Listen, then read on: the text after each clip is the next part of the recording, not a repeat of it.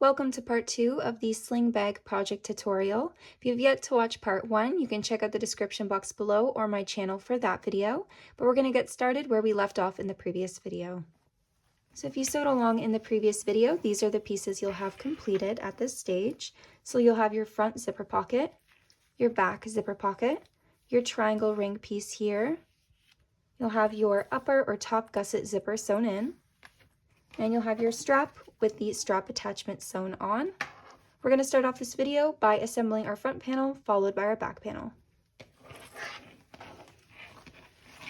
Beginning with our front panel, you're going to need your front zipper pocket and your two print B pieces measuring 2 by 9.5. What we're going to do is we're going to align the 9.5 inch edge on both sides of our front pocket here. So right side's facing, one here and one here. And then we're going to sew across using a 1/4 inch seam allowance. Now on this side you may require a zipper foot, and as you sew, when the zipper pull gets in the way, you're going to need to move it out of the way as you sew and then move it back out of the way. Once those two print B pieces have been sewn on, it'll look something like this. So we're going to open it up like so, and then we're going to flip over to the wrong side. And what you're going to do is you're going to press these seams open. It may be a bit more difficult in some areas because you have some layers over here, but just try your best. The important part is that they're open toward the ends out here. So here, here, and then these two ends. That's because the reason we're opening the seams is so that we reduce bulk. If we keep the seams to one side, it'll be bulkier in those spots.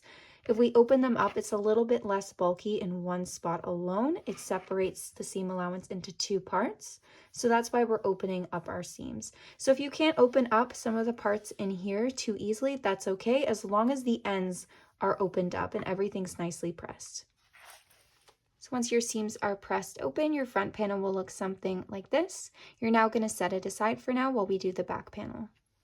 Moving on to the back panel, we're going to start by joining our back zipper pocket with our triangle ring panel here that we made in the previous video, and we're going to join these 7.5 inch edges together.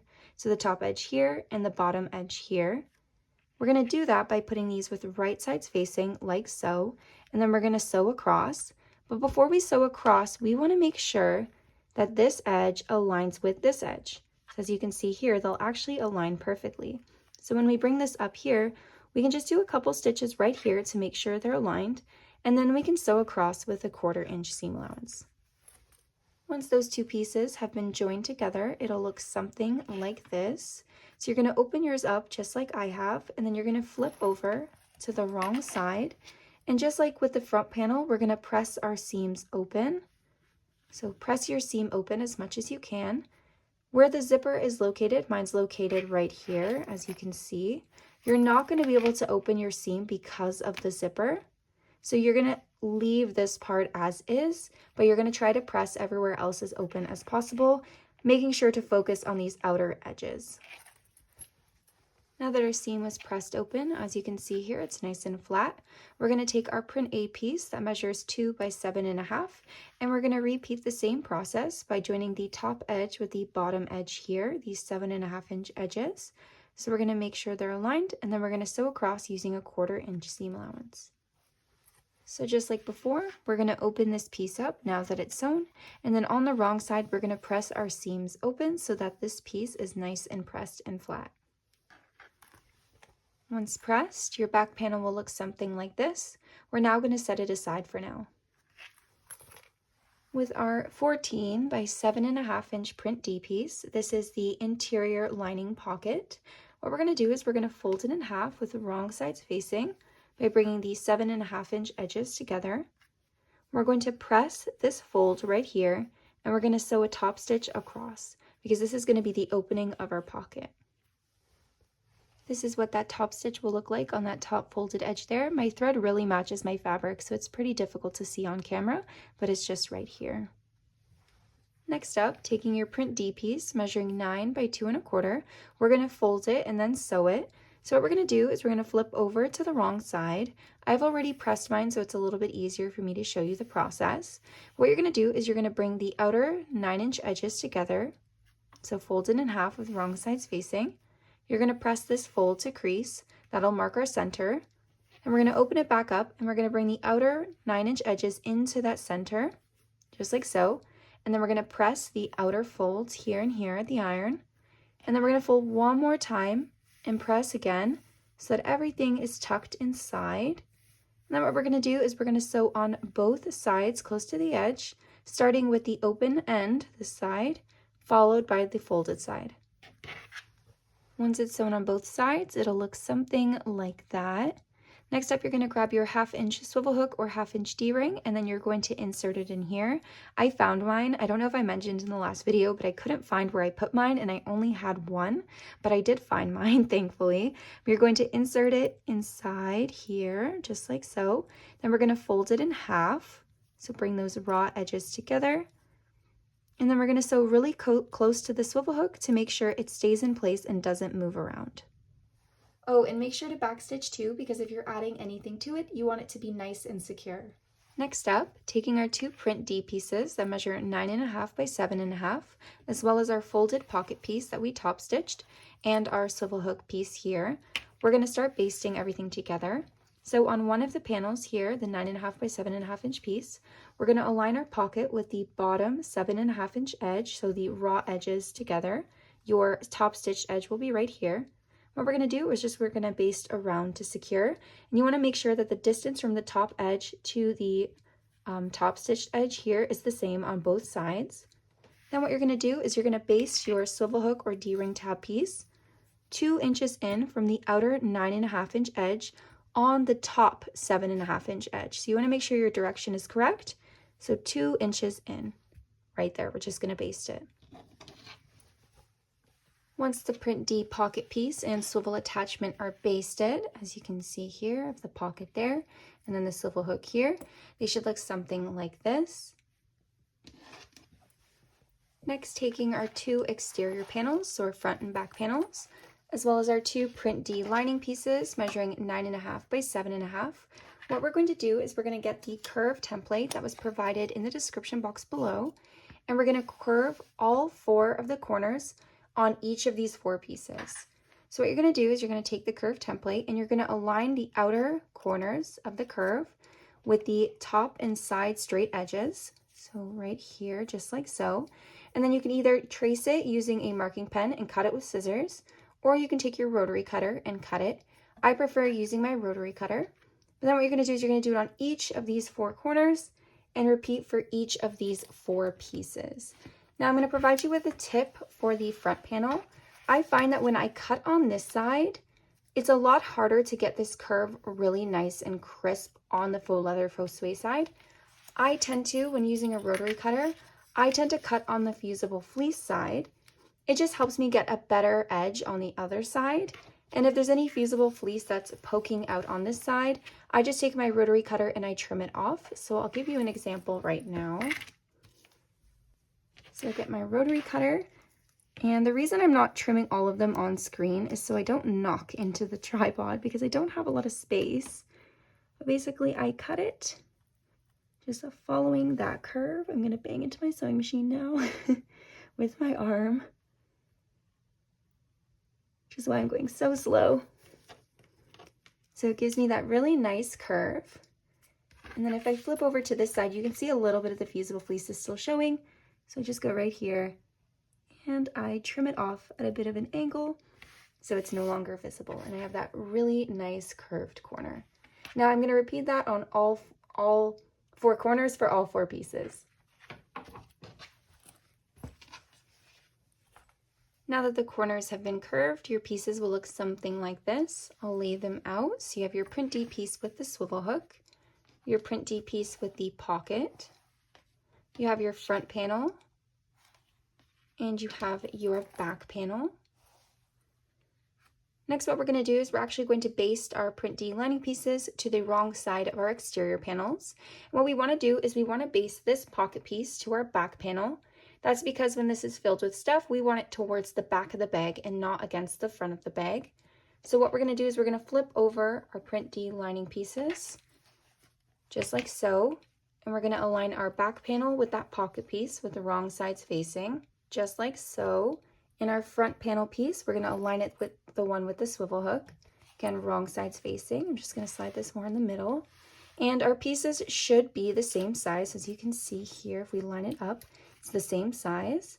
Then what we're going to do is we're going to baste around on the sewing machine, close to the edge on both of the pieces to secure them together. Once basted, your pieces will look something like this.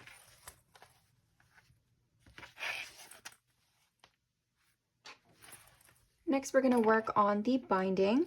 So I've already clipped a piece of binding to this one so that I can explain it to you a bit better. You're going to grab your 2 pieces of print D binding, measuring 34 by 1.5. I have one here and then my other one here. What you're going to do is with your strip, starting on one of the 1.5 inch sides, you're going to fold in about 1/2 inch, so just like that. What that's going to do is that's actually going to finish the edge of the binding. Then starting at the bottom in the middle, we're going to align our binding right there. And we're starting our binding at the bottom because it is going to overlap over here. And we want to select an area to start where there's no bulk. Because there's no seams on the bottom edges here in the center on both pieces, we're free to start there. So I have my 1/2 inch folded over here. Then with our right side of our binding facing our fabric, we're going to baste it all the way around close to the edge using about 1/8 inch seam allowance. So I have mine clipped all the way around here. Then when you get to the end, you're going to see here you have this raw edge right at the end. You're actually going to overlap it over that folded piece by about 1.5 inches, so right over here. And then you're just going to sew it on top. So then we have that finished edge inside and there's no raw edges visible. Now, if your piece is a little bit longer, you can sew about 1.5 inches in, 1 inch or 1.5 inches in, and then you can cut any excess off. Mine seems to be pretty okay. I may cut a little piece off, but what I'm going to do is I'm going to baste this one and I'm going to repeat on this piece here so that there's a piece of binding on both of them. Once the binding is basted all the way around, your 2 pieces will look something like this. Now I have some extra here and over here, so I'm just going to grab my scissors and I'm going to trim it off. So there and over here. And as you can see here, my binding overlaps and I have that finished edge and it'll be nice and finished later on.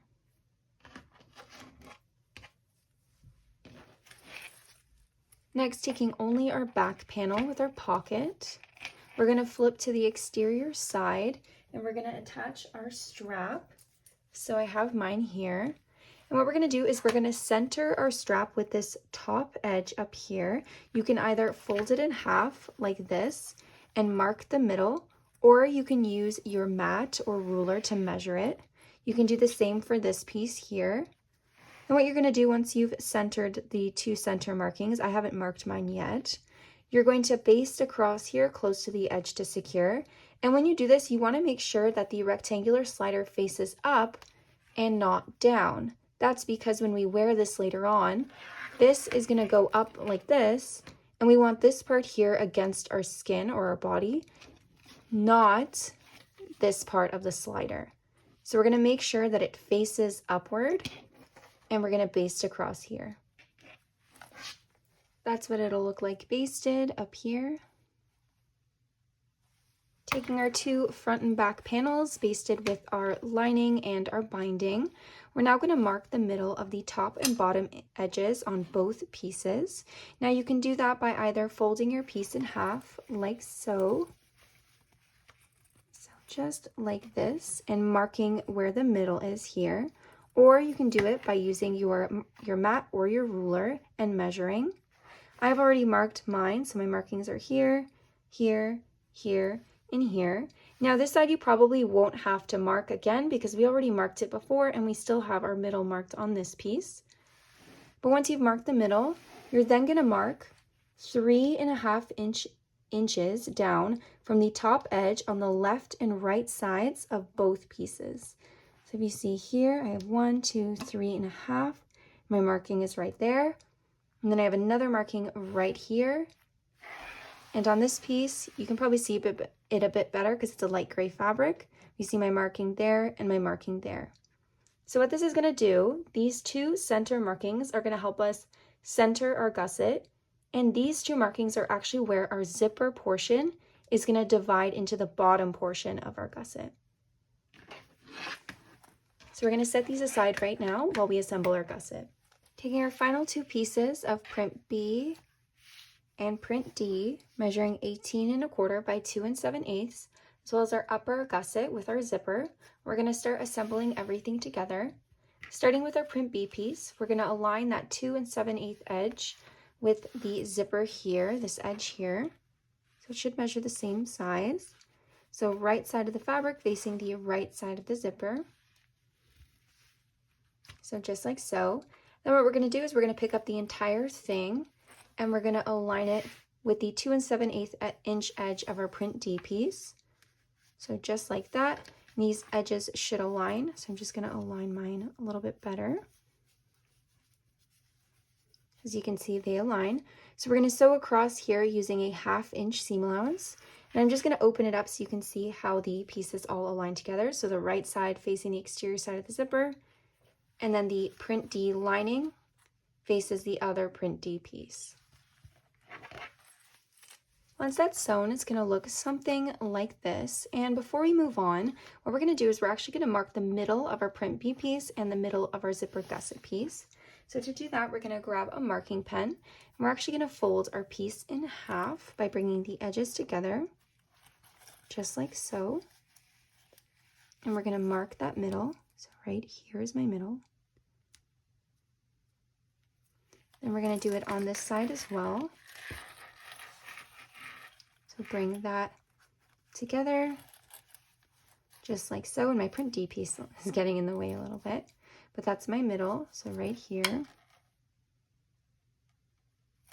So those are my two middle markings. And then we're going to repeat the same thing on our print B piece. So we're going to open it up like so, bring it together, and then mark the middle here.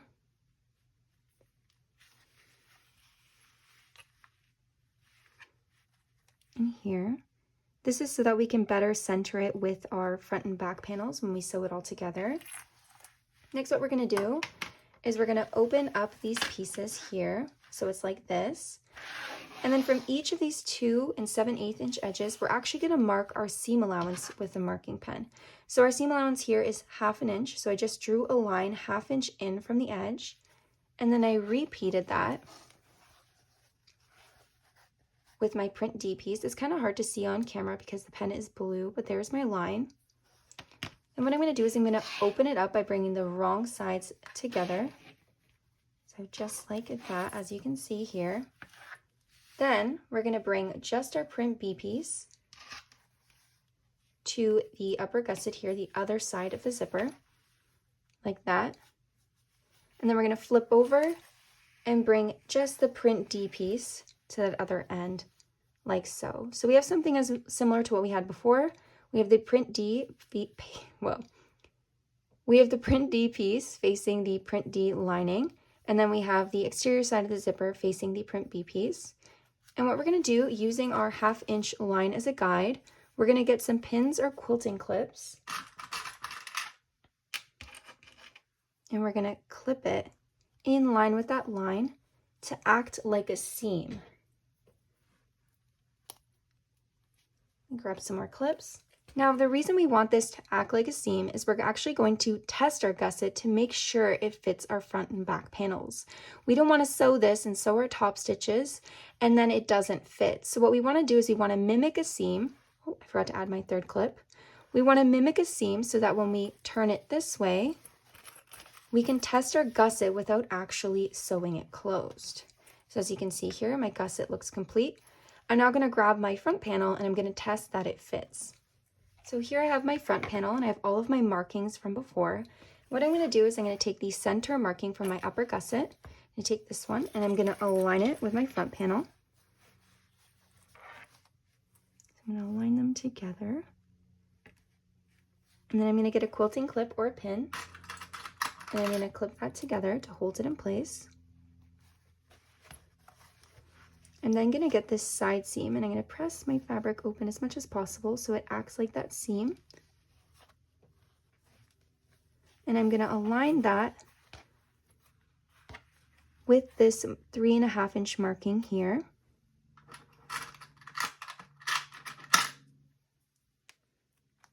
Make sure it fits. Okay, and then I'm going to bring the other seam from the other side, the one we sewed closed. We're going to bring it to that other 3.5 inch marking, the one 3.5 inch down from the top.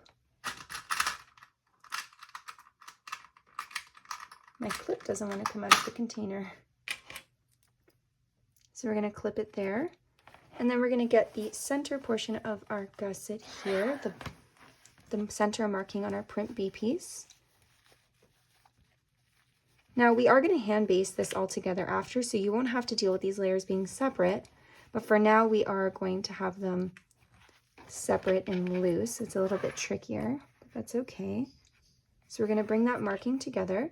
I hear my dog coming upstairs, so I'll be right back. But once those primary points are pinned or clipped in place, you're just going to clip or pin all the way around to make sure your gusset fits.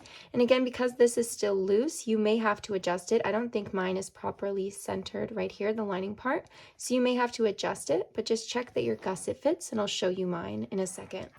So I've just finished clipping my gusset all the way around. This is what it looks like back here to see if it fit, and mine seems to fit pretty well, so I'm going to keep mine as is. But if yours didn't fit so well, you can make some adjustments in here, so that's why we left the seam unsewn. You can make some adjustments so that it fits a bit better, and if it is a major adjustment that you need on yours, you can also adjust it from this side. You can take out the seam and make some more adjustments, because we really want this to fit so that we don't end up with any puckering anywhere. If the fabric is too big, it'll overlap and maybe pucker in some spots. So you really want to have a good fit so you have a really smooth seam all the way around. Now I've only tested mine with the front panel, but you can go ahead and also test it with the back panel, especially if you're making some adjustments. You want to make sure that it fits on both pieces and not just one. But I'm going to go ahead and remove my clips and we're going to move on to the next step. So once your gusset pieces are the correct size and you know exactly what you're going to be sewing, you're going to turn over to the wrong side once again. Mine fit well, so I'm just going to keep my same seam allowance and same size pieces. I'm going to remove my clips. Now, similar to before, what I'm going to do is I'm going to sew all 3 of these layers together, making sure that they're aligned right here using a 1/2 inch seam allowance. Once that's sewn, it'll look something like that. I just ironed away my markings from before. And what you're going to do is you're going to turn it right side out. So we're going to turn it right side out. And now we're on the lining side, but we want to be on the exterior side. So we're going to flip it one more time, just like that. Now over here, an optional step is you can press your fabric away from your zipper. You can finger press the faux leather side, and you're going to sew a top stitch across here and across here. And that's an optional step. It's up to you if you want to complete that. Then what we're going to do is, if you notice when we have our gusset like this, the lining appears bigger than the exterior, but that's only because it's on the inside. If we were to flip it, lining side out, you can see that the print B piece now looks smaller. So it's nothing to worry about if that's the case with yours, because that's totally normal. What we're going to do now is we're actually going to baste our print B and print D pieces together all the way along on this side and on this side, and we're going to do that by hand basting it. I prefer hand basting this section, as I find in the machine, because of this, where the pieces feel bigger or smaller depending on how you have it oriented, it's actually easier if you do it by hand. Once the bottom portion of the gusset is basted, it'll look something like that. I just did really long stitches fairly close to the edge just to hold it all together. And as you can see here, now everything fits together nicely and it's ready to be assembled with the front and back panels. We're now going to take our gusset, our front panel, and our back panel, and we're going to baste it all together. So starting with the front panel, I'm going to move this one here and this one here. We're going to baste our gusset to our front panel. So the way we're going to do it is we're going to make sure to align those marked points. So the center here with the center here.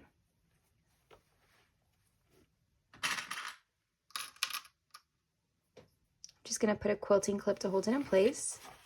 we're going to align those seams with that 3.5 inch marking down. So right here.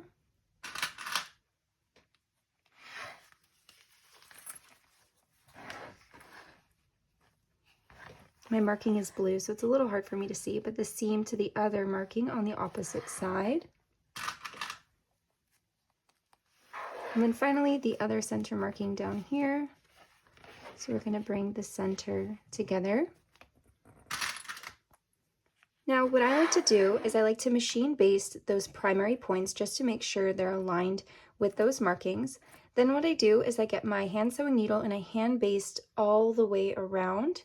Once I hand baste my gusset to my front panel, I do the same thing, but with the back panel. So what I do is I roll this all up so it doesn't get in the way.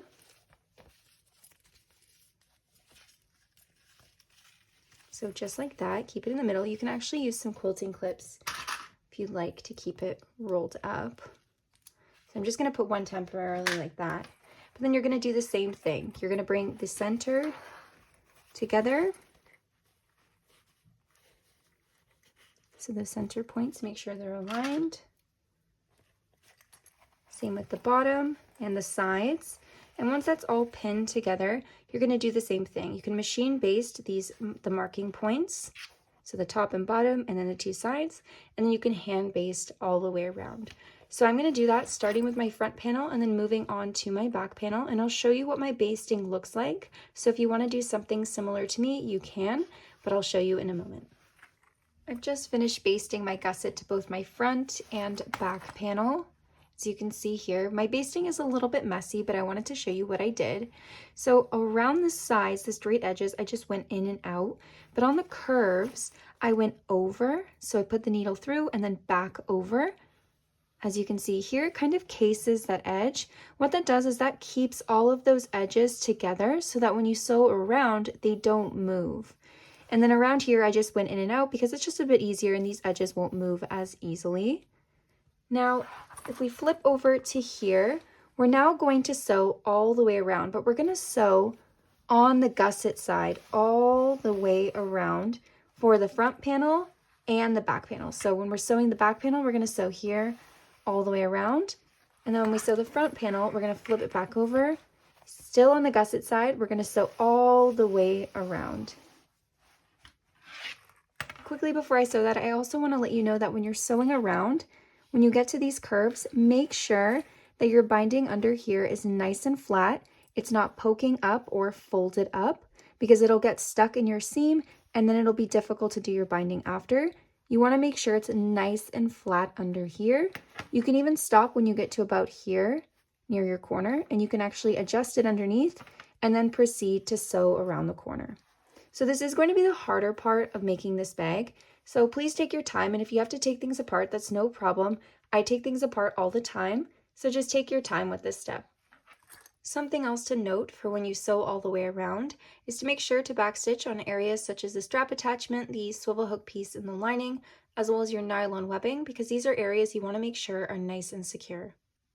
Now that we've sewn all the way around, we're going to finish off our binding, which will be the last step before our bag is complete.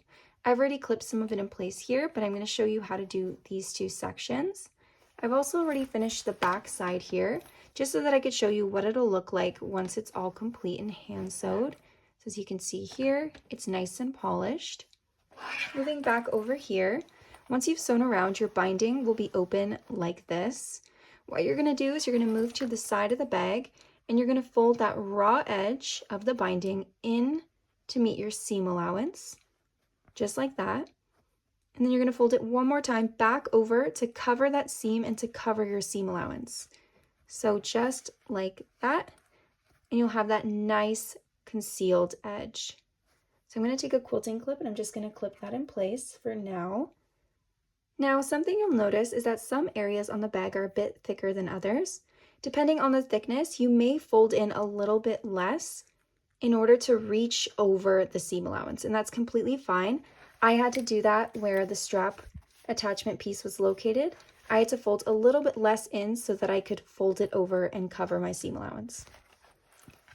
Now, when you get to the bottom right here where the pieces overlap, you're going to do the exact same thing. You're going to fold it in and then fold it over.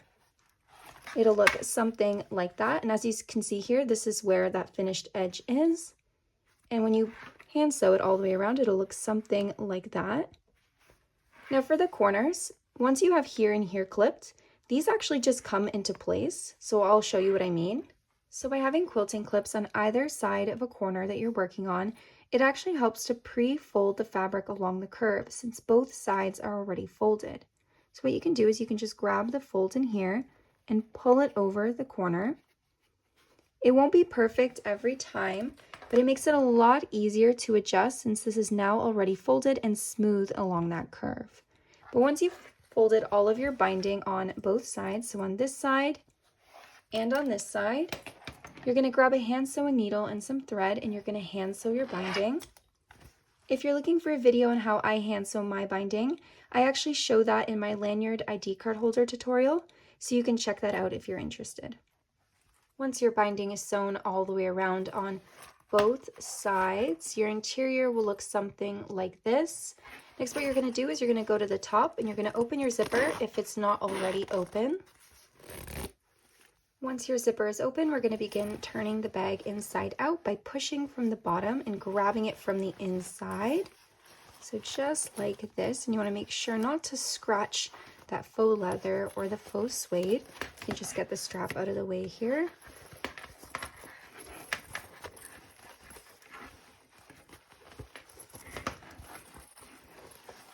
And I'm actually trying not to bump into my tripod, which is why this is a little bit difficult for me. So while turning it inside out, you're going to notice that your corners are all going to be pushed in.